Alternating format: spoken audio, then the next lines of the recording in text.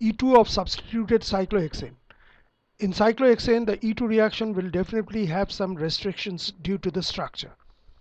Before going into the topic, I will just give you an introductory lecture about the structure of cyclohexane.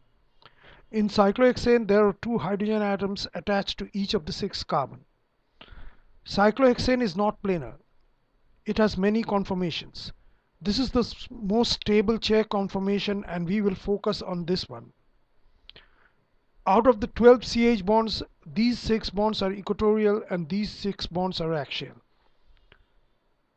These 6 bonds are pointing downwards and these 6 bonds are pointing upwards. This conformation readily flips such that the headrest becomes the footrest and vice versa. Due to this chair flip, the axial bonds become equatorial and the equatorial bonds become axial bonds. Nevertheless, the bonds pointing upwards are still pointing upwards and the bonds pointing downwards are still pointing downwards. Now let us take 1-chloro-2-methyl cyclohexane as the substrate. It has 2 isomers. This is the trans isomer and this one is the cis isomer. The trans isomer will have chlorine atom pointing downwards and the methyl group pointing upwards. This is the ball and stick model of the trans isomer. The leaving group is in equatorial position. Anti-periplanar geometry is not possible with the leaving group in equatorial position. The stable chair conformation flips like this. Now the leaving group is in axial position. This is the alpha carbon and these are the beta carbons.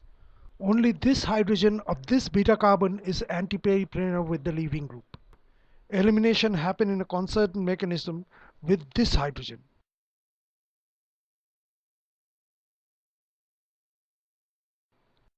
This one is the only product. For the cis isomer, there are 2 beta hydrogens which are anti-periplanar with chlorine. So 2 products are possible. This one will be the major product because as per Zaitsev's rule, the more substituted alkene is more stable and will be the major product.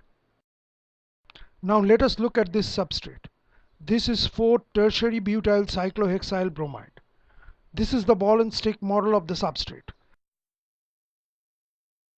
The tertiary butyl group is a bulky group and takes equatorial position only. It rarely flips to axial position because steric hindrance will be there due to presence of these atoms. This one is the cis isomer because both the bromine and the tertiary butyl group are pointing upwards. The cis isomer bromine can have anti-periplanar geometry with 2 beta hydrogens. Elimination in either case give the same product.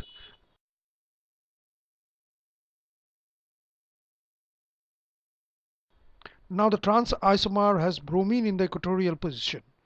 It hardly flips to gain an axial position because in that case the bulky tertiary butyl group will attain an axial position as well, which is restricted due to steric hindrance. Thus E2 elimination on the trans isomer will therefore happen very slowly.